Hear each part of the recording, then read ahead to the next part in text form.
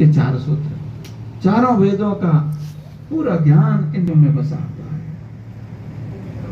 पहला सूत्र कह देते हैं तत्त्वमसि तव एव असि, तुम वही हो। कौन वही? बोले जो मैं हूं। बोले आप कौन हैं? बोले मुझे क्या समझ करके मेरे पास में आया? बोले मैं आपके पास में आया, ब्रह्म जानने को आया हूं। आप ब्रह्म ज्ञानी हैं, तो ब्रह्म ज्ञानी है तो ब्रह्मविद ब्रह्मेव भवति। जिसने ब्रह्म को जान लिया फिर वह ब्रह्म ही हो जाता है।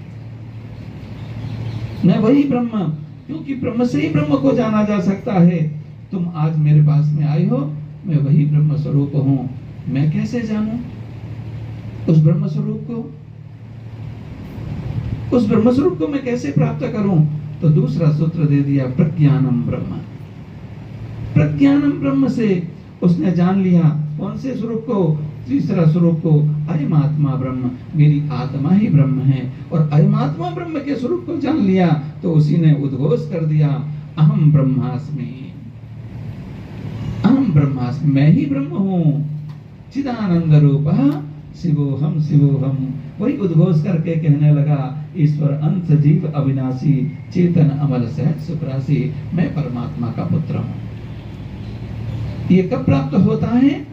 जब ब्रह्म ज्ञानी सतगुरु के चरणों में हम बैठ करके ब्रह्म की जानने की जिज्ञासा को लेकर के जाते हैं, उसको प्राप्त करने के लिए और प्रयास भी करते हैं, बैठ करके चरणों में प्रणति निवेदन करके और ये प्रश्न करते हैं, तब हमको ये प्राप्त होता है।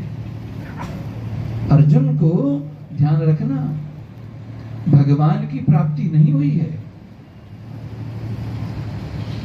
सदगुरु के पास में जाएंगे, संतों के पास में जाएंगे, महापुरुषों के पास में जाएंगे, सत्संग में जाएंगे, आपको होगा वहां ध्यान रखना, आपको भगवान की प्राप्ति नहीं होगी, वहां आपको आपकी अपनी स्मृति की प्राप्ति होगी, आपको अपने का बोध होगा।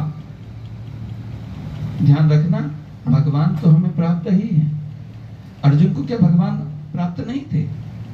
अर्जुन को पास में तो भगवान सामने खड़े हैं। ऐसे ही सदैव सदैव भगवान आत्मा परमात्मा